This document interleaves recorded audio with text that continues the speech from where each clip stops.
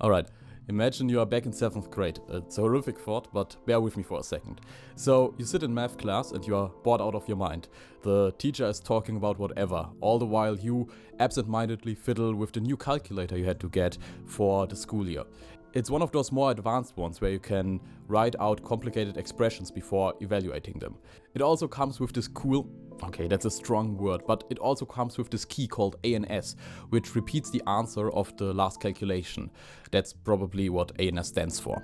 So you start playing around with the answer function, throw some starting value into the calculator, type in answer squared and watch the values explode when the initial number is larger than 1 and slowly creep towards 0 when it's smaller. The only stable point is at exactly 1, because 1 squared is 1 again, easy enough. Time to turn it up a notch. Answer squared -1, and the crowd goes wild. And the results are getting more interesting. For a starting value of 1, the answer now goes back and forth between 0 and -1, and it's pretty clear why. They of course also follow this pattern for starting values of 0 and -1.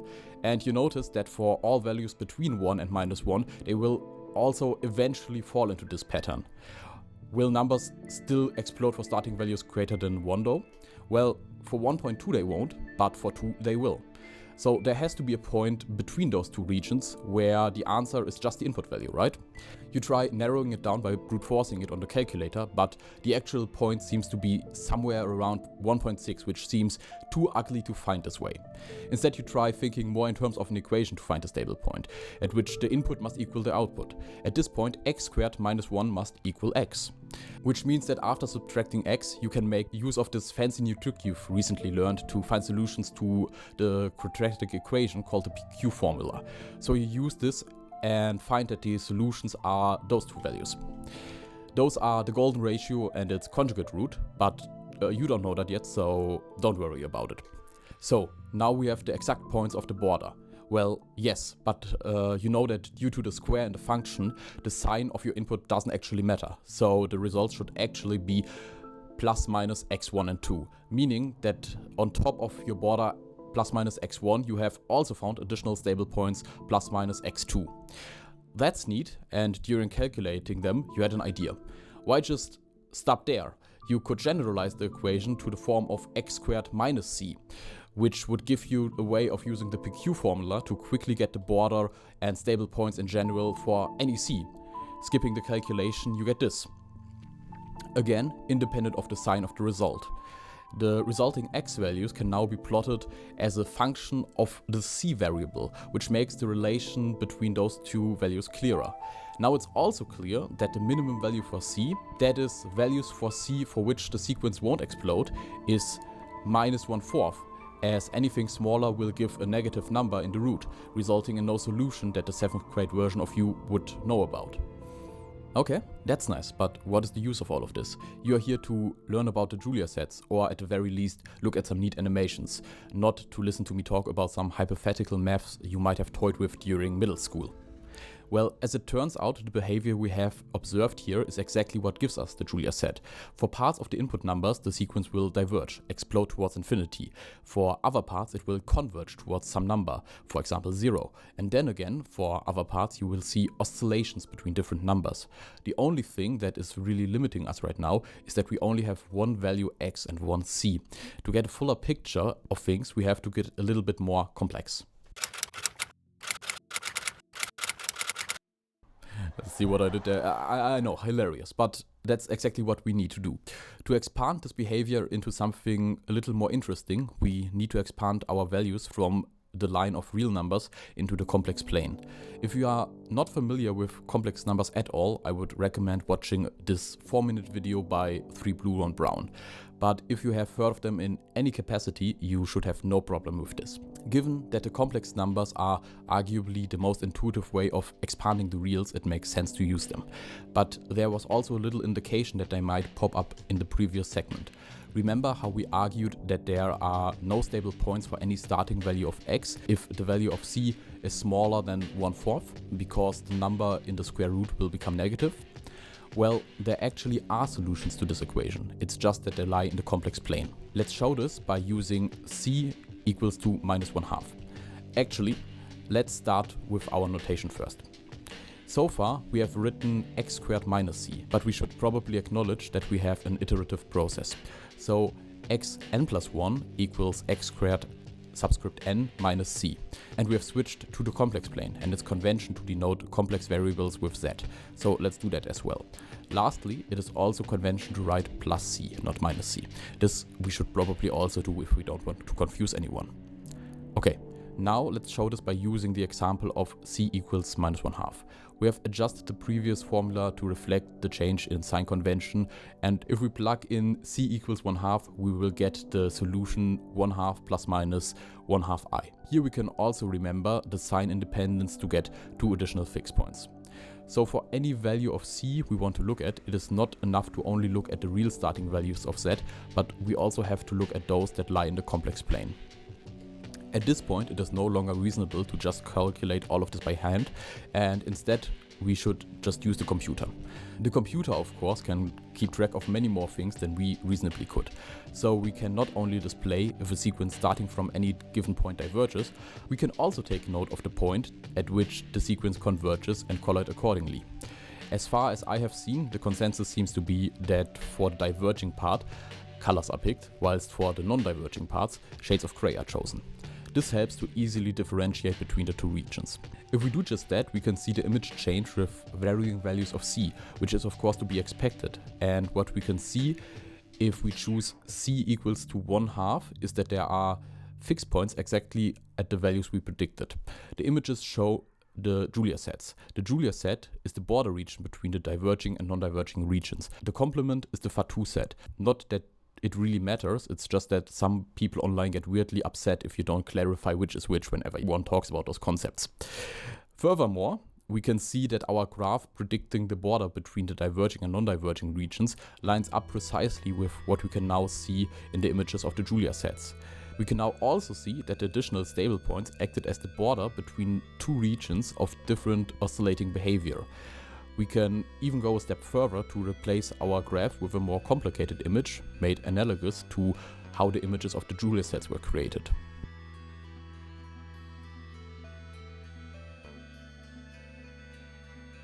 There's a lot more of interesting overlap between the different fractals originating from the z squared plus c sequence, like the connections between the Mandelbrot set, which I have talked about a bit in my last video. So I don't want to go into any more detail here, as it isn't really relevant to our goal. What we have seen so far in regards to Julia sets was limited in that c has remained only a real number, but given that z is complex, there's no real reason to not also extend this ability to c. We can now move through the plane of potential complex c values freely to find some neat fractals, and a few years ago I even made a short animation of that.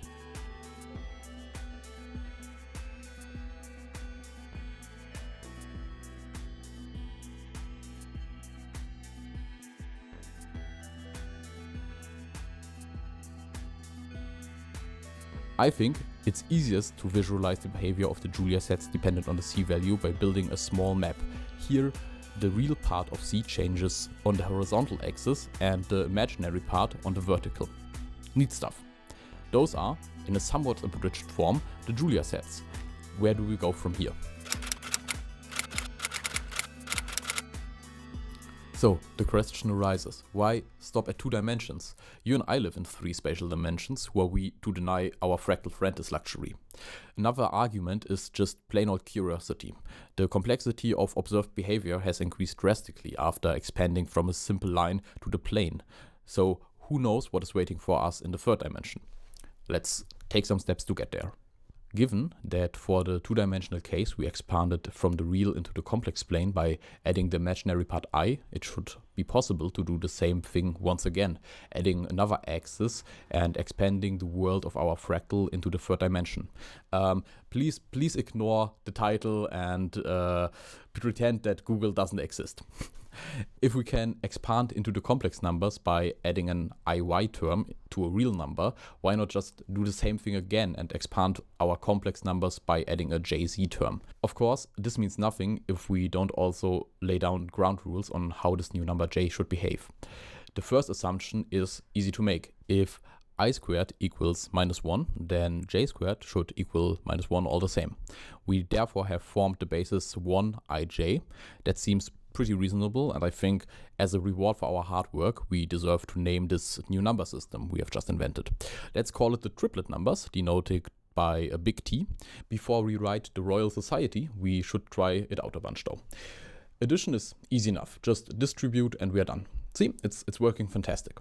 Next up, multiplication. Also nothing we haven't seen before, just multiply out term by term, and yeah, right, what is I times j? Well, given our basis of 1ij, it would be reasonable to assume that it should either be ±1 or maybe ±I or equivalently ±j. Let's try ±1 first.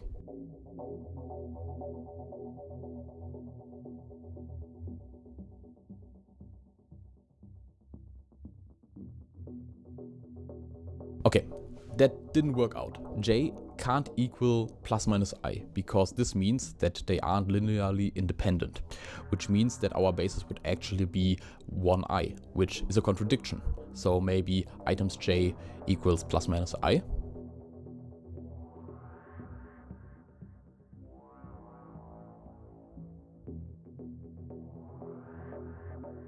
That's the same problem. As a Hail Mary, maybe ij equals 0 will save the day, but after this calculation we are truly done.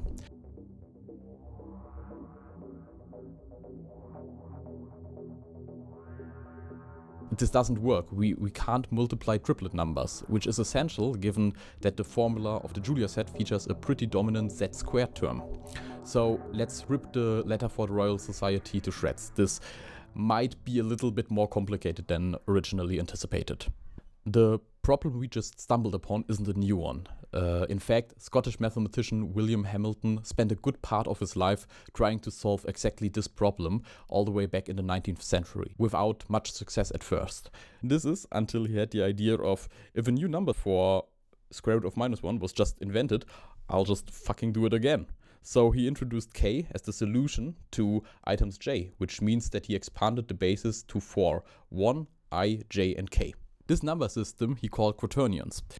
To see if this assumption holds, we need to check if there are any pitfalls in this new system, and indeed he found one. If I times j is k, what is j times I? A seemingly sound assumption would be that it would also equal k, but as it turns out, this would result in 0 divisors, 1 plus k and 1 minus k.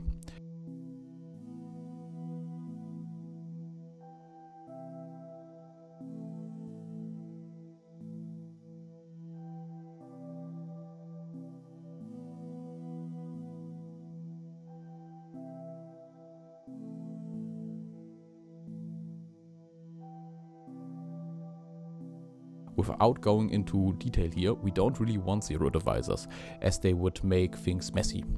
Therefore, j times I should equal minus k. This introduces the largest difference between quaternions and the number systems like the real and complex numbers. Quaternions are non-commutative. This may seem a little unusual. We are familiar with matrix multiplication, which is non-commutative as well, but there it feels more intuitive. Maybe that's just the physicist in me though. Nonetheless, a number system we have, and after figuring out the remaining multiplication table, we are ready to carry on translating our formula. And a tip for all of you: should you ever forget how quaternions are defined, just quickly travel to Dublin and look at this plaque on Broom Bridge, still cheaper than some textbooks. How we get the Julia set into the realm of the quaternions is pretty straightforward. Just as we did when going from the reals into the complex plane, we just expand what numbers we allow to put into the equation. Really, if you think about it, we've been using quaternions all along, just with the j and k terms set to 0. So there's no real change we need to make to our equation for it to be able to work with quaternions, which is reassuring. We don't want to change what we are working with. The one thing that is different now, if only in cosmetics, is changing the symbol of our variable once more. Where before we used z to denote complex numbers, we now use a q for quaternions. We've already introduced how multiplication works for quaternions, but I would like to go through it just to familiarize us with what the operation looks like in action. More specifically, I want to try multiply a general quaternion with itself, as it is central to our equation. Multiply term by term, keeping in mind that we can't change the order of letters, then replace the squared I, j and k with -1 and composite numbers like k times I with the values they are equivalent to, in this case j. Lastly, sort the terms by letters and add up the real parts. Nothing done here is really complicated, it's just that the length of our equation gets rather big rather fast, and that remembering the multiplication rules can be tedious. So it's nice that the computer will keep doing all the work for us. Also, the equation simplifies substantially after just adding up all the terms, which we can make use of later on if we want to optimize our code's performance. Now, with a way of creating 4-dimensional Julia sets at hand, there is again a bit of a problem that needs solving. How can we display our fractal? We are, after all, limited by our monkey brains to be only able to see or even comprehend 3 spatial dimensions. You probably could implement some sort of projection into 3-dimensional space, but I have no idea how I would even do that in code, so let's scrap that idea. Another, visually more comprehensible idea would be to keep one part of our variable q locked. So we would choose some quaternion value for c and, like before, vary q to create our image. Only thing is that we would keep, for example, the k part, so q subscript k, at 0. This way we could create a 3D slice, a cross-section of our fractal, something one can actually visualize. This is a bit like a CAT scan, only a dimension up. Instead of a 2D cross-section of a 3D object, you now get a 3D cross-section of a 4D object. This is really promising, but there are still issues. If we switch to calculating the entire 3D fractal all at once, upgrading from pixels to voxels, we would calculate a lot more information than we could actually see. In the case of a 2-dimensional fractal, we can observe the entire interior as we are looking onto it from above. But in 3D we can only see the outermost region of the fractal, not the inside. All this information we cannot see is lost to us, but still noticeable in terms of computational time, as well as in file size. Suppose a 2D image of 2000 by 2000 pixels is 4 megabytes in size. Then by napkin calculation, a 2000 by 2000 by 2000 3D image would clock in at around 8 gigabytes, which would be absurd. Furthermore, there isn't even a way for us to see the front and back side of the fractal at the same time, as from any point of view, what is in front obviously blocks the rest of the fractal. So with huge computational costs and enormous file size, and me being too much of a broke university student to afford a 3D printer to actually enjoy the benefits of calculating the entire fractal, there should be a more practical and cost-effective way of doing things.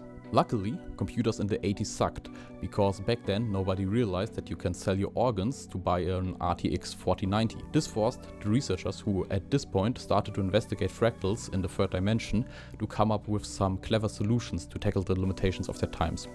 The solution they came up with was called ray marching. This might sound like the selling point of some new AAA game which costs $100 but sucks ass because it was built on the exploitation of cheap labor in horrific working conditions, and not something the programmers themselves should be held responsible for, because they, just as any other worker, are seen as disposable by our corporate overlords and capital interest at large, only a tool to increase shareholders' profit.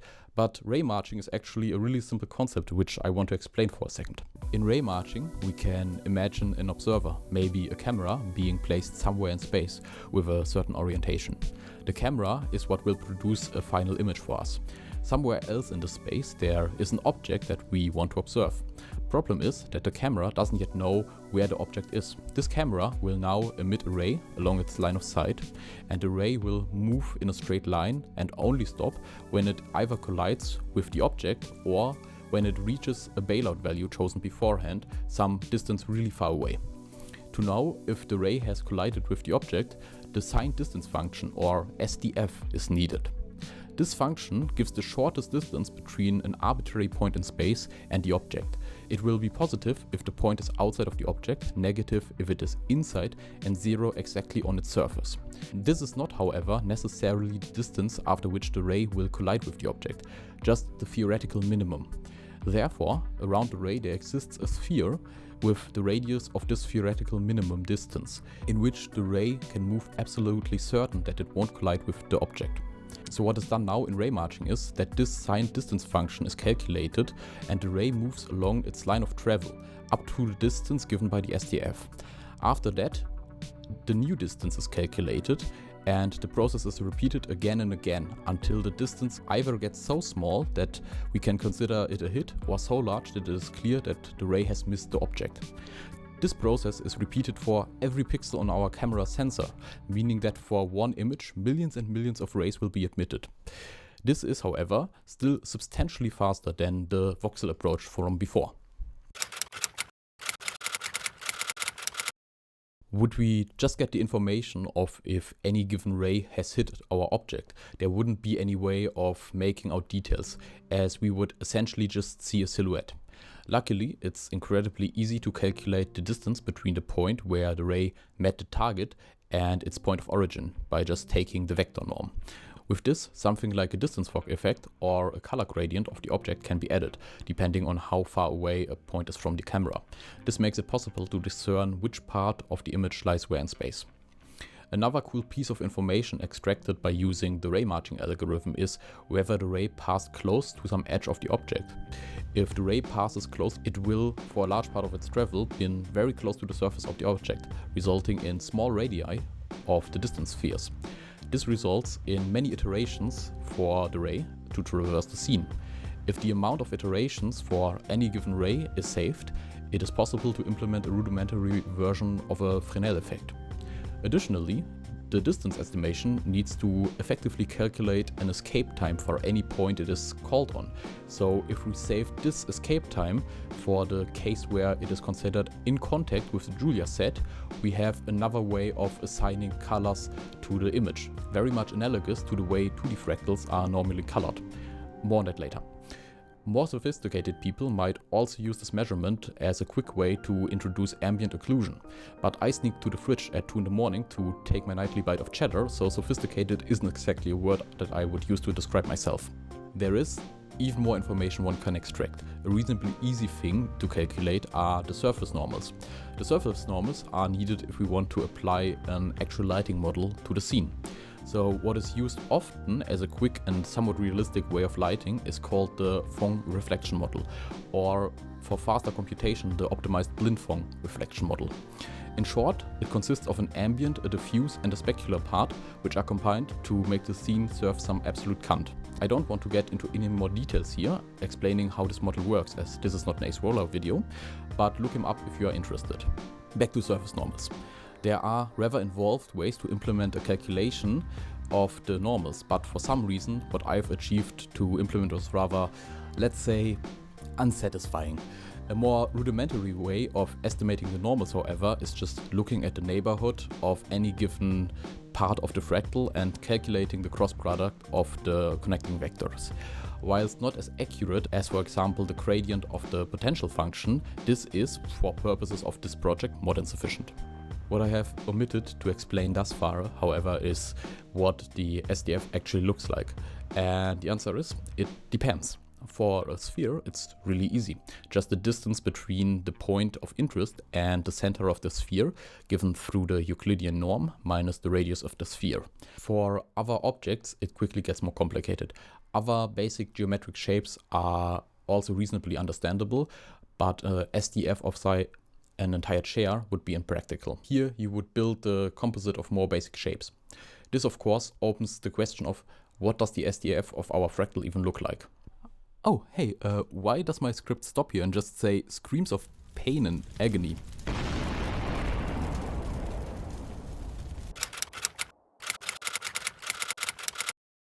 I have genuinely tried to make this part somewhat intuitive to someone who isn't a mathematician, whilst also being exhaustive in my explanation, and I have to be honest with myself and you as well and admit that this might not be possible. At least not for me. I am not a mathematician, I am, as previously alluded to, currently pursuing my master's in physics. Given that, I went into this topic with the confidence that I am at least somewhat knowledgeable regarding maths. And even if I am far from an expert, given enough time, I'd probably be able to understand the underlying maths of how the SDF of the Julia set is derived. This might still be the case, but the time investment would probably be larger than anything reasonable. More on the order of magnitude of a whole undergraduate degree in maths and less a few weekends spent reading papers and textbooks. I could, of course, still try to convey the concepts, and this might turn out fine, but without being able to actually know if what I am saying is correct, I would feel uncomfortable turning it into a supposed educational video. So what I will do is give you a simplified version on how an SDF is obtained, omitting some parts and just postulate a starting point. If you are an expert in this field and notice any inaccuracies or are able to paint a more complete picture, please let me know and I will pin your comment, update the description, all that shebang. With that preamble out of the way, here's what we need. We want a function that, given any input q, returns a value depending on how far away q is from the border of our fractal. So the function should tend towards 0 if and only if the function between q and the border tends towards 0, and it should increase the further q is away from the border region. It would also be nice if the function is continuous. The function which is able to do that and which is able to provide us with an estimation for the distance is the Hubbard-Duardi potential, denoted qc of q. It is given by taking the limit of n towards infinity of the logarithm of the complex norm of q divided by 2 to the power of n. The properties of this potential are pretty much exactly what we want, with the additional property of it being 0 inside the fractal as qn never increases, whilst 2 to the n will go towards infinity. One thing is, however, that for the potential to be closely approximated, the number of iterations n needs to be high.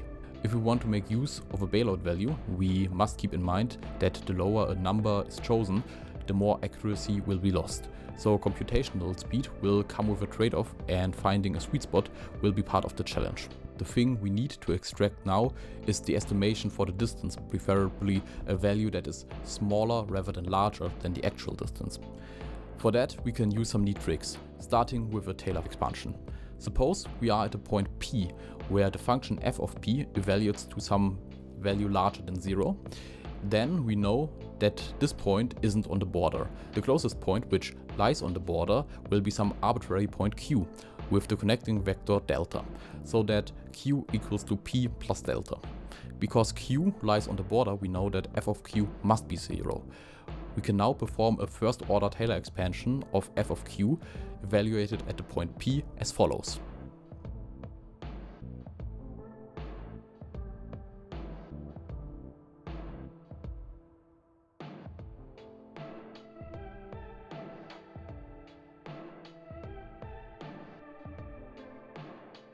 This is golden. The next step is to isolate delta using the inverse triangle inequality and then the cosine in the dot product.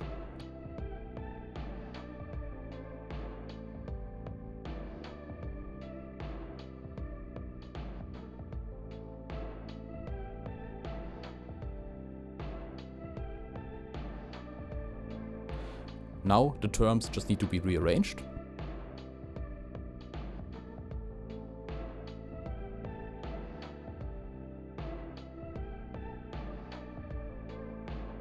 We have a lower bound of the distance, exactly what is needed. In our use case, we can replace the function f with the Hubbard-Duardi potential, so that we get an estimation for the distance from our fractal. Calculating the derivative of the potential might seem a little bit daunting, but it is just the derivative of the logarithm and the chain rule.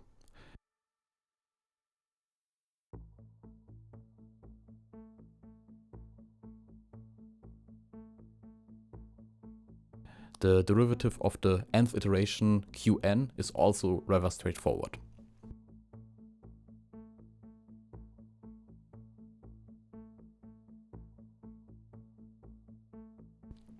The derivative is therefore recursive, which isn't really an issue, as that only means that q as well as the derivative q prime have to be kept track of during the calculation of the distance estimation. Actually, just the square of the absolute value, which can improve computation time. I admit this might have been a lot.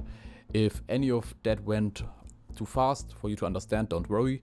Just know that at the end of it, we have a good estimation of the distance from any given point in space to our fractal. With that, let's summarize how to create an image once more. Start by picking a value c from the fractal. This will be responsible for how the fractal will look, according to the defining function qn plus 1 equals qn squared plus c. Pick a position and orientation in space from which we want to observe the fractal. Choose how large the field of view will be. This is pretty much like the focal length of a camera. Rasterize by picking the resolution of the image. For each pixel, a ray will be created, all starting from the same position, but at different angles. For any ray, its distance from the fractal will be calculated using the distance estimation from before. The ray will then move along its path for set distance, at which point it will stop and again calculate a new distance. This process will repeat until the ray has either reached a point at which the distance gets so small that we consider it having collided with the fractal's border, or until the distance gets so large that we consider it having missed the fractal entirely. The computer will save the information of if it hit the fractal, after how many steps, and how far away the ray has been from the starting point. It will also save the escape time of the distance estimation, as well as the position at which the ray hit the fractal if it did so. This will be used later on in the program to calculate the surface normals. After that, we move on to the next ray for the next pixel in the image. Rinse and repeat for 4 million rays, and we end up with a 2000 by 2000 pixel image. Sounds like a lot of work, and it is for us meatsex, but for a computer, all of that took literally just 2 seconds. And if I were better at programming and could write code for the GPU, this would probably run in real time. Actually, it does. You can go to shadertoy.com, where pretty much identical code creates a real-time animation of the 4D Julia fractal in your browser. In your browser. Thanks, Inigo Quiles. His blog posts were what originally got me interested in all of this, and also helped me substantially with understanding what an SDF does.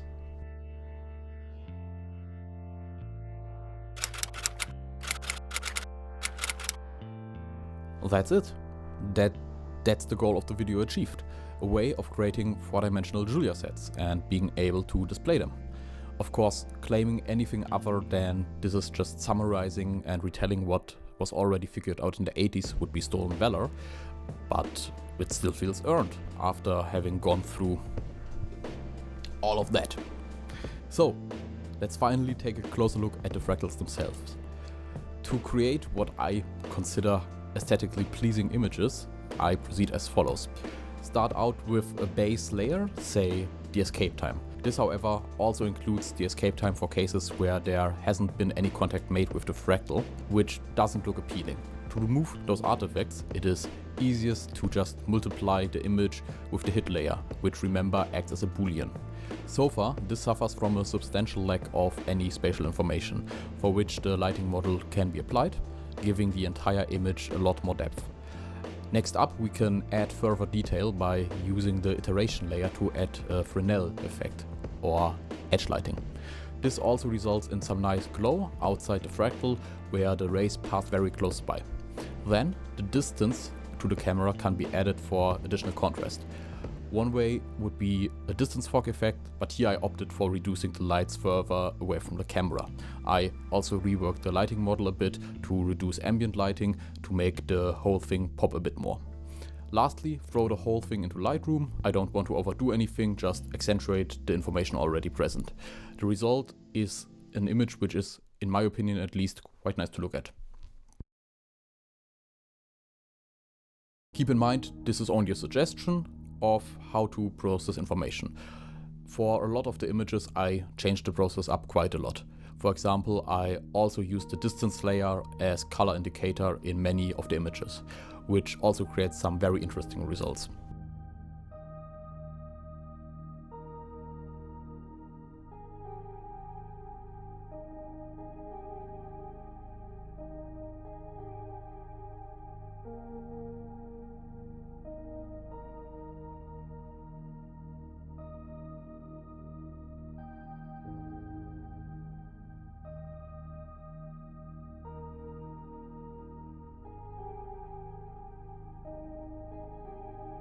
We can take still images, but naturally videos are a bit more exciting. For those, we can move through the different layers of one fractal by varying the W component of the camera. It is also possible to rotate around the stationary fractal, giving a clearer understanding of what it looks like in actual 3D space.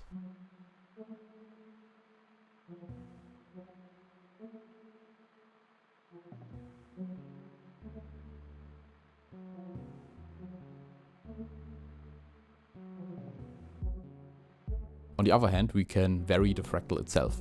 Like all the way back when we talked about the classic Julia set, we can move through the parameter space by varying the C components.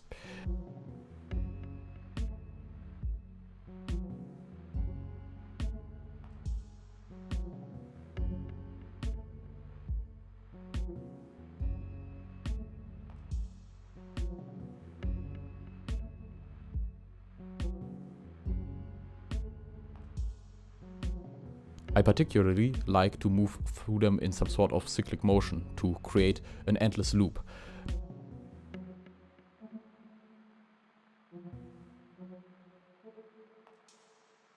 Those two movements can also be combined.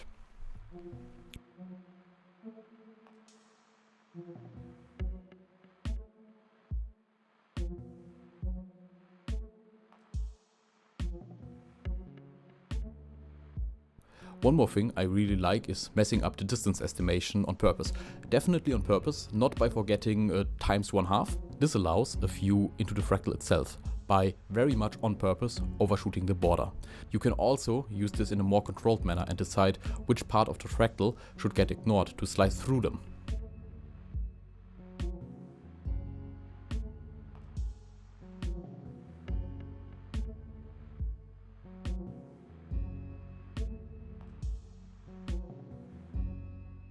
With this, it is also possible to get some really neat close-ups.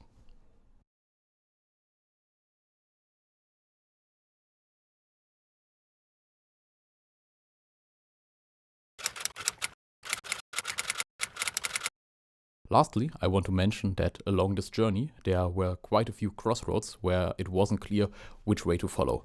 I followed the path which would lead to the 4D Julia sets, because that is what I wanted to show and talk about, and because it is, in my opinion, the most intuitive result. But through this, other interesting, though even more obscure concepts were left not being discussed. Just as one example, instead of quaternions, the complex plane could have been expanded into the bicomplex numbers, which would have yielded wildly different results. I say this because I want to emphasize that we haven't derived the one correct expansion of the Julia set. Instead, we found one way to do so. If this video made you wanting to create your own fractals, try experimenting. Different number systems, different defining formula, alternating C-terms or whatever. Maybe tell me how much my code sucks and find an optimized way of rendering fractals. Honestly, that should be a pretty easy job. I suck at programming. Be creative, have fun, and if you make something, please share it. I would love to see what you come up with. I think this is a good point to end this little journey. All the sources referenced throughout the video, as well as my code, written fittingly in the programming language Julia, will be in the description. I will end this video by showing you a few more animations I've created over the last 2 years. Jesus fucking Christ, what am I doing with my life?